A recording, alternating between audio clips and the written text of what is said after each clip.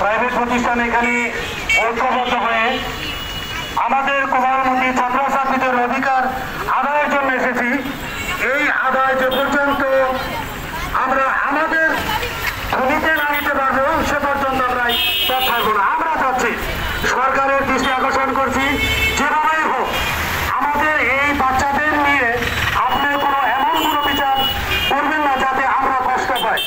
আমাদের বিশ্বাস যে সরকারি প্রাথমিক বিদ্যালয়ের সাথে আমাদের কিন্ডারগার্টেন স্কুলের ছাত্রছাত্রীরাও পরীক্ষা দিয়ে তারা উৎফুল্ল নিয়ে লেখাপড়ার টেবিলে বসে যাবে।